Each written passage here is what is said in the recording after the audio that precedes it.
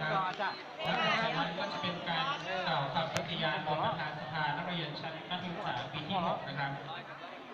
และตัวแทนนักเรียนชั้นมัธยมศึกษาปีที่6นะคะจะกล่าวขอบคุณสถาบัน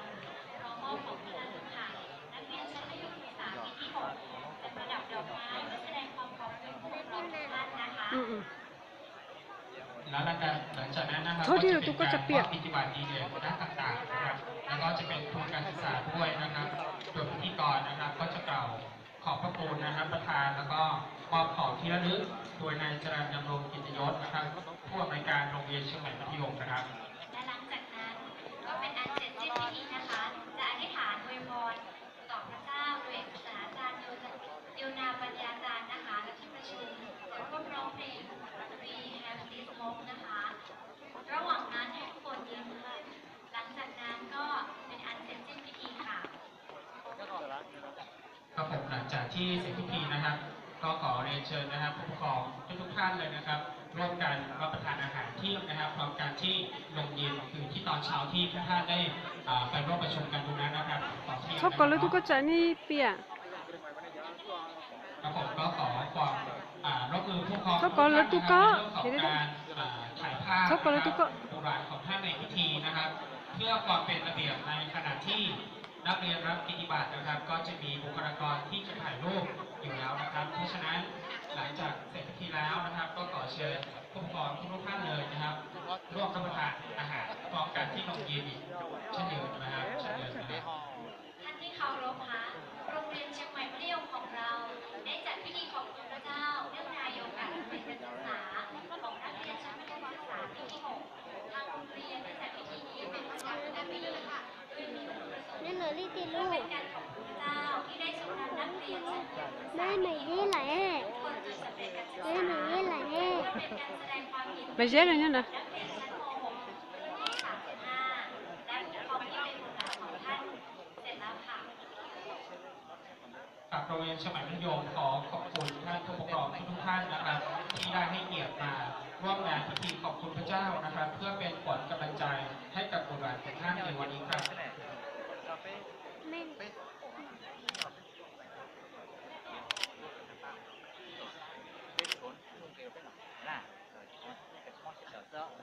วันนี้ประธานในพิธีมาถึงแล้ว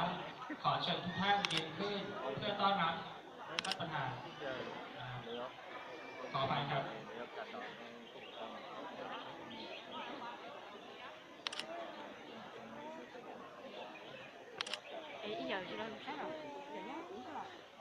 ช่วงนี้นะครับก็จะเป็นช่วงเวลาของการที่เรารอคอยทุกคนนะครับตัวก็รู้ชอบ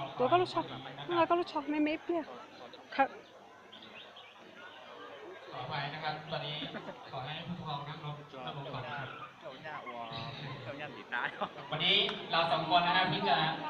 มาทำพิธีกรครั้งแรกนะครับก็ตอนลงนะครับตื่นเต้นนะครับกับบรรยากาศแบบนี้นะครับก็ไม่ค่อยคุ้นเคยเท่าไหร่นะครับต้องขออภัยด้วยนะครับวันนี้นะครับนำโดยท่านศาสตราจารย์อาจารย์โยนาปัญญาจารย์นะครับก็จะได้นำนักเรียนชั้นมัธยมศึกษาปีที่6นะครับเดินเข้าสู่ภายในโบสถ์นะครับแล้วก็ตามด้วยพิธีประธานในพิธีนะครับพร้อมคณะเดินเข้าสู่โบสถ์เช่นเดียวกันครับ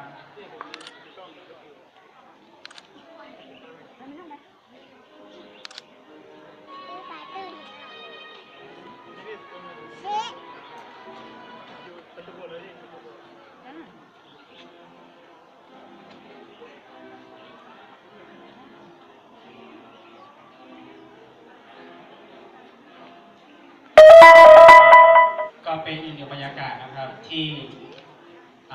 ผู้ที่เป็นพ่อเป็นแม่นะครับก็จะได้เห็นถึงความสำเร็จของบุตรหลานของท่านนะครับที่ท่านได้ทุ่มเททั้งแรงกายแรงใจแล้วก็รวมไปถึงทุนทรัพย์ต่างๆที่ได้ส่งเสียให้ลูกหลานได้มีการศึกษาในวันนี้นะครับแล้ววันนี้เขาทุกคนก็ได้ทำให้ทุกท่านนั้นมีความสุขว่าครั้งหนึ่งในชีวิตนั้นเขาได้ตอบแทนพระคุณของคุณพ่อคุณแม่ทุกท่านในวันนี้แล้วนะครับ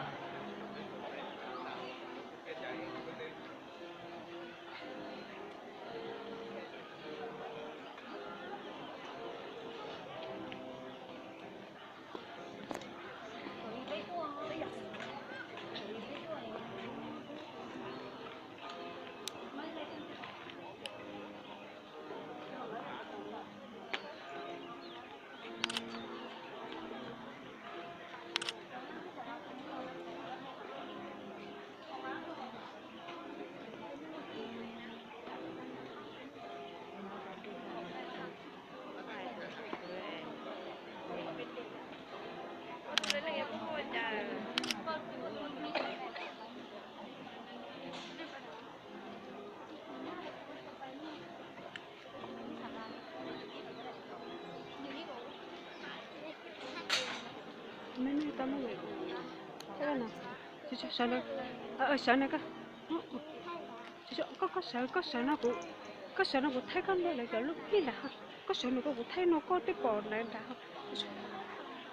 cho chị thấy nó có cái bò lại cái bò cho phi lại nè không sợ tao sợ tao chứ